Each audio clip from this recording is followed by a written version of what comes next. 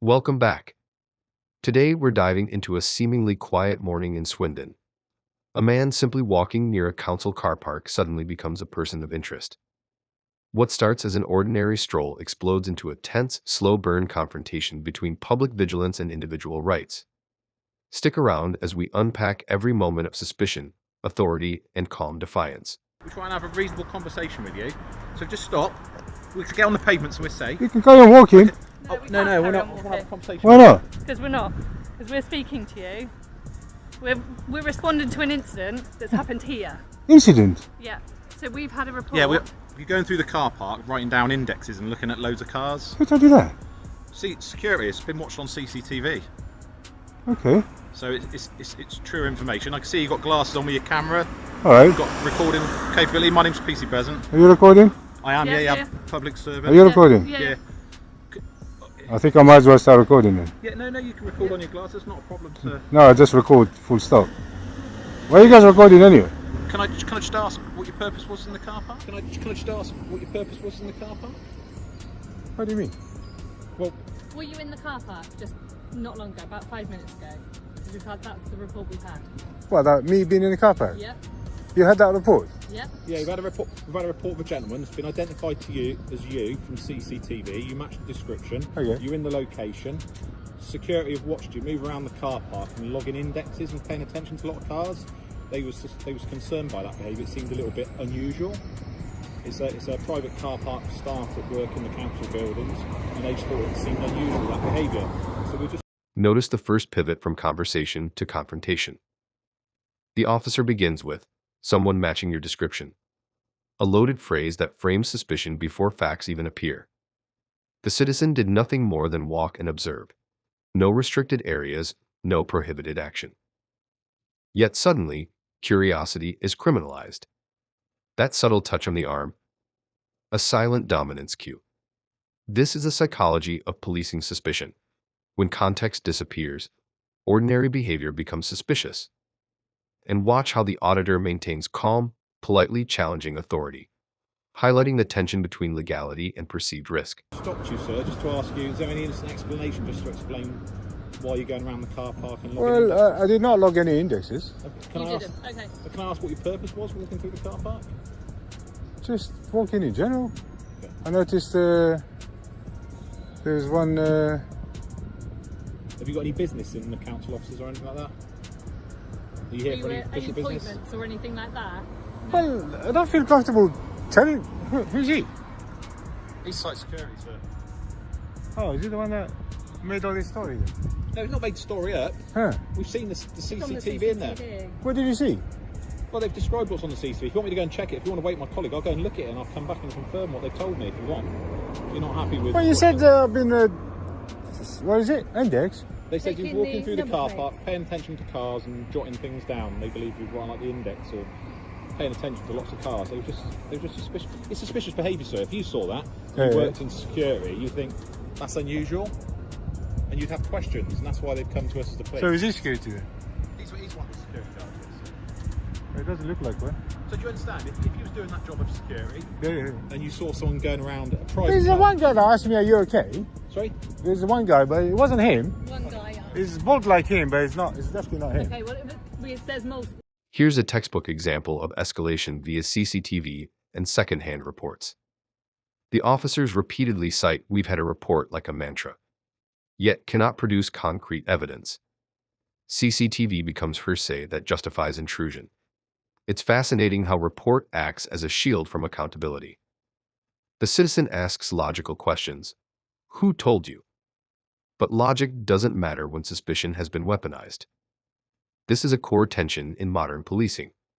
Perception overrides facts, and ordinary citizens become subjects of institutional control, simply for existing in a public yet privately managed space. Is it Martin, is it? Yeah. Sorry, he looks a little bit like you. I think you've got the same baldy kind of thing. He's got a tattoo. Yeah, baldy and a tattoo. But you got baldy but no tattoo. That's right, yeah. Just to allay the concerns of security, because they flagged it up to come and speak to us, just say, can you say, is he here for a genuine purpose? So you don't have to tell me what you're here for. Have you got any appointments? Well, they can just ask me. They can just ask me if they wanted to, which they did. Yeah. And I said to him, yeah, I'm fine. Okay. Other than that, I mean, appointment, I don't think I need to talk to you about my appointments. So, are you visiting someone in the council office? I don't have to tell you that, officer. Well, I'm not asking particulars, but if you said yes, I had, that would explain your presence here. If you said no, I haven't, Yeah. it would seem odd to me. Why Just one thing I noticed here. You know, there's I don't know if you saw it or not.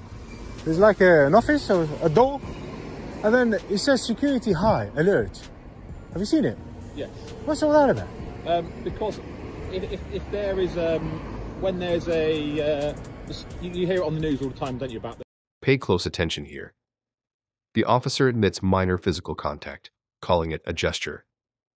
But in legal and auditing terms, that's a major boundary breach. Officers are trained to maintain distance unless a detention is lawful.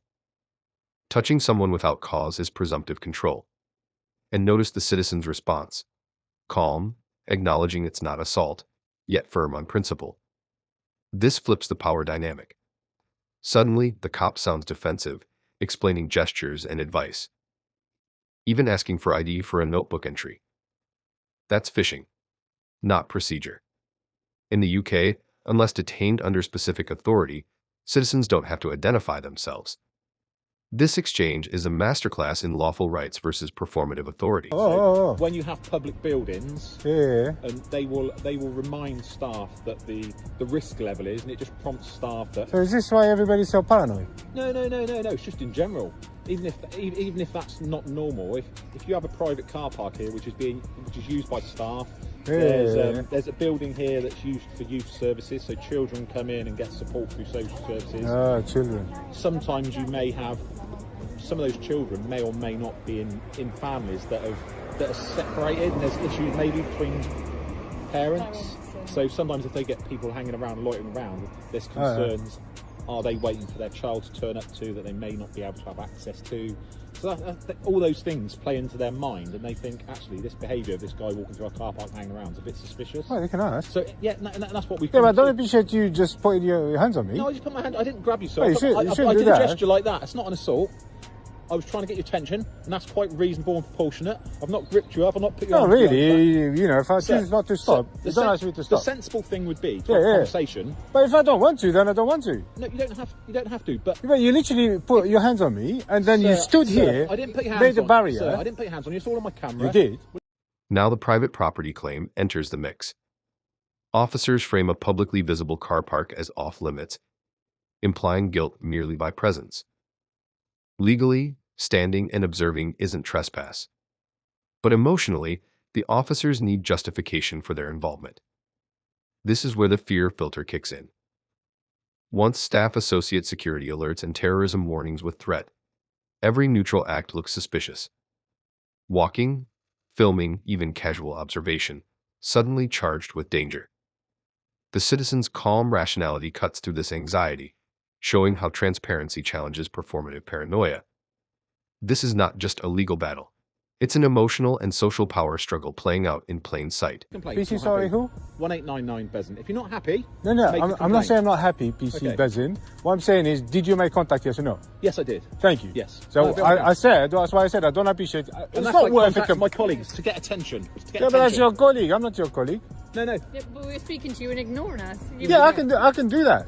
If I wanted to. We were asking you to account for why you're in that building, why you're around in that area. What I'm trying to explain to PC Bezin, without you interrupting, please, is making contact while I was walking. I did not. It's not worth the complaint. Let me finish. At least let me finish talking. It's not worth complaining over it because you didn't actually beat me up, but you made contact, which I didn't appreciate. Okay. And then if I choose not to talk to you, I acknowledge you don't appreciate that. Yeah. But is there anything you can say to allay the concerns of security and us? Because when they've said this to us, it's raised my concerns. Yeah. So is there anything you can say to me to allay those concerns? Because that's reasonable, isn't it? Well, yeah. As we go through life. Observe the classic advice disguised as authority tactic. The officer says, "I suggest you move on," framed as friendly counsel. But it's subtle pressure. They lack grounds to detain, yet aim to control movement. Notice the auditor's sharp response. Challenging counsel affiliation, asserting independence, refusing to comply unnecessarily. Every exchange tests boundaries. Authority seeks compliance, the citizen asserts legality. The officer invokes Section 50 of the Police Reform Act, signaling power without enforcement. This is a slow chess game, a test of who blinks first, a negotiation between perceived threat and actual legal authority. And the citizen remains composed, reinforcing the distinction between lawful rights and performative policing. Things are quite innocuous and quite innocent, but people interpret them in a certain way. And sometimes if we have a conversation and we explain our actions and what we were doing, it all makes sense and everyone's going, oh, that seems all right. I haven't got to worry about this. Yeah, that's So fine. is I there anything mean, you but can if I wish say? to explain them, if I don't wish to explain them, then I don't. But, you know, now that Okay. I decided to speak to you, yeah, I was just walking around, looking around, that's it, the So council. you were just walking, you were just cutting through? Is Cutting that through? what you're- No, I you wasn't walking cutting through. here? No, So where were you walking? just walking in general. Okay. I don't think we're going to get anywhere. I know what the No, you're not I gonna know get what you're anywhere. going to say what the answer is. What's that? Will you tell me who you are? You don't have to at this stage, but will you tell me who you are? What do you need it for? He's just said we don't. Just to but account, so I we're can. asking you. When we have police interactions, I've got a pocket notebook, and I'll say at this time I spoke with this person, and it's a prompt for me of what we did. Say if you did go away and made a complaint, I could go, yeah, I remember the incident. I spoke with this gentleman. His name got it on was. body cam, That's all it is. All right, sure. Me, usually when I have interactions with the police, if they give me their name, their address, and date of birth, I will give them that information. If they don't, then I don't. Okay.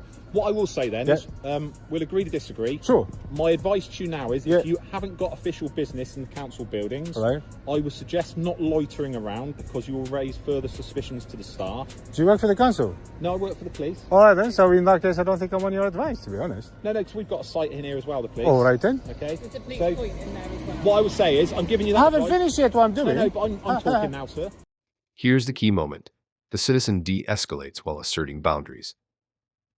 Despite the officer's repeated attempts to dominate, the auditor remains calm, explaining actions without aggression. The power flips subtly. The officer becomes defensive, justifying gestures and questions. The citizen clarifies the law.